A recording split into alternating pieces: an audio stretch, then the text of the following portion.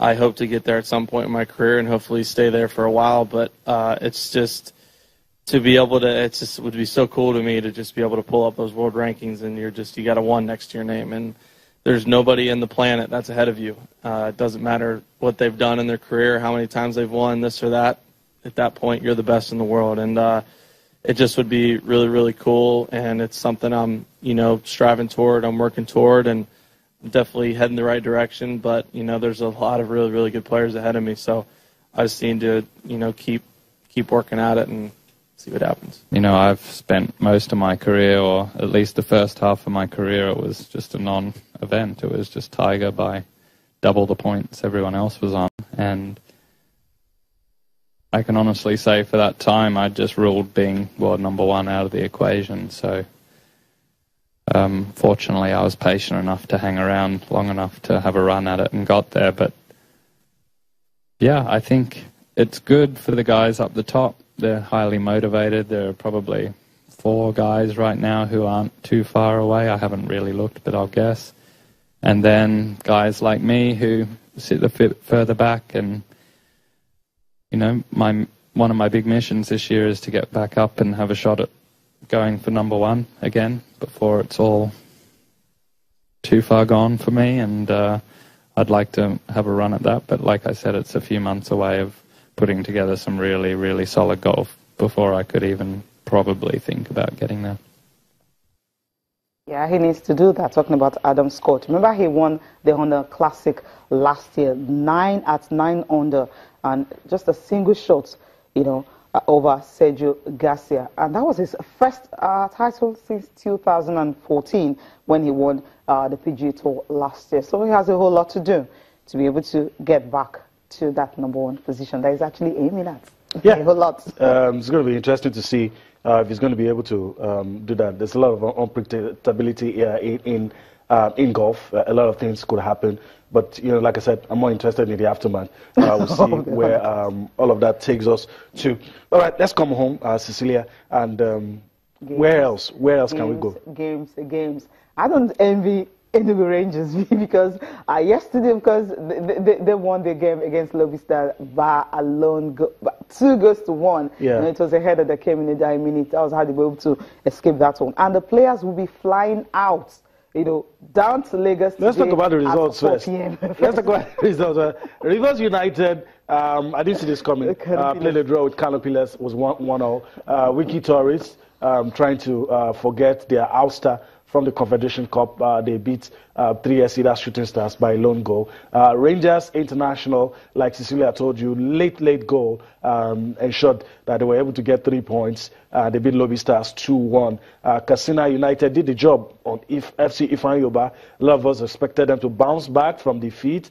They were playing away, but they weren't able to at least get a draw. So this were the results from last night, and there were changes.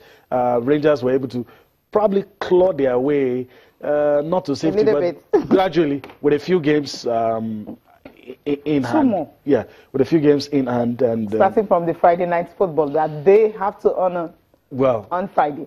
A lot of questions that a lot of people would want to ask, but we'll hold on to that and talk about it later. Rangers always in the news. Yeah, Rangers always in the news. We'll be speaking with Coach Imama this morning because the players will be flying out at 4 p.m. But the coaches go by the road. Well, but he needs to tell us more about this. Good morning, Coach. Welcome to the program.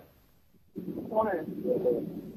Yeah, good to have you here. Now, you played a game yesterday. In fact, on Sunday, there was the CAF Champions League, and just Wednesday night there was another home game, and your players are expected to be in Lagos today for the Friday night match against MFM. How is it taking a toll on the players and also the technical crew? I think it's really challenging. It's tough for us after.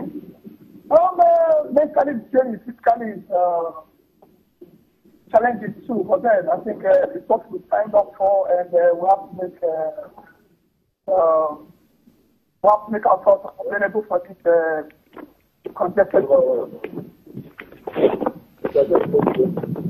All right, Coach. Yeah, if you can hear me, Coach, let me just quickly throw this in. And I mean, what would you be expecting from your players? We know that these guys are not machines, and 3 games in 10 days is quite big. But then, will it affect your performance?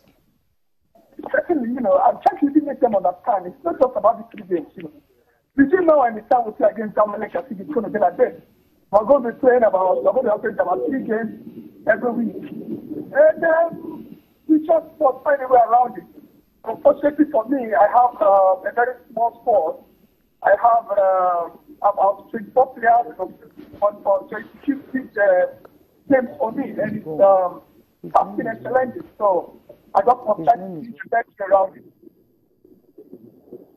Okay, I mean, we know how mentally draining it's going to be on the players. But then, is there anything the clubs can actually do about this? Or because when you're looking at the fixtures, if maybe Rangers was playing at home, we'll understand. But you're playing away from home. Will the players bring out the best in them? Will the football be good for those that are coming to watch, knowing that the players may just be jet lagged? Because this evening they're expected to arrive Lagos, and tomorrow evening they're playing a game. Okay, we've lost him there. That was an important question. While you were asking that question, I was thinking that will he at some point think of sacrificing? I mean, some managers abroad do it.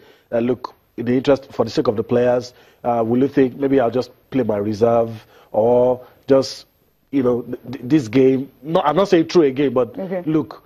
Like they can't afford to do that. That's what I'm saying. He said, look, we are even talking about all of this. What about the fact that they're going to be playing Zamalek, that there's too much fixture conjecture? There's absolutely nothing he can do about it anyway. And, the question I would have asked is answered already. He has a small squad, and that's going to be a big problem for Rangers. It is. Especially now that they are carrying our aspirations in the Champions League. Too much pressure on them. And I think maybe the game, it's obviously going to go ahead because it's going to be live on TV. Everything has been arranged in order that nothing can be changed. But then the favor is actually for MFM, who are playing at home, Agege Stadium. They've rested well. They didn't have games at the weekend. And of course, they didn't have any midweek games. And no midweek game, no games at the weekend.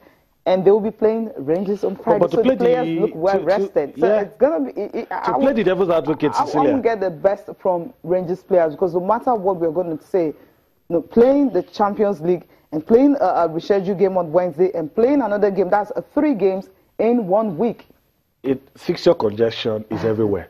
But this is ridiculous. It's Sunday. It's everywhere. Yemi, wait, come on. Yemi, we are not having a Sunday. Managers in England. We are not having a Sunday, Wednesday, and Saturday or Sunday. Agree. We are having a Sunday, a Wednesday, and a Friday. I know, Cecilia. I do agree that it's not an ideal situation, and the coach has said what any Rangers fan would love to hear.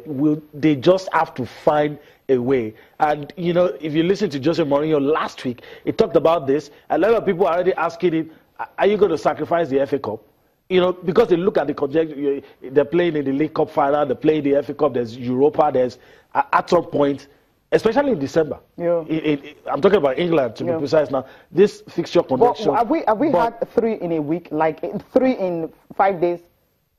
Well, maybe not 3. I know Imba had 3 in 6 days, yeah. Because of their Champions League. 3 in 6 days. Have we had this Friday night football? Like a game every 2 days.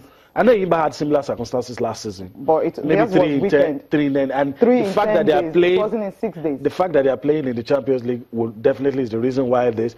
And there's a structured table that probably the LMC wants the league to start at some point and finish at some point. So they're trying to be wary of any loopholes just to ensure that the timeline is followed. Of course, it's the players that will suffer for all of this. Okay, the players will definitely suffer for this. We'll go for a break now. We'll come back. We'll listen to the sound bites coming from Coach Stanley Neguma and also Kadiri Kana after the 1-1 draw at the Port Harcourt Stadium on Wednesday night.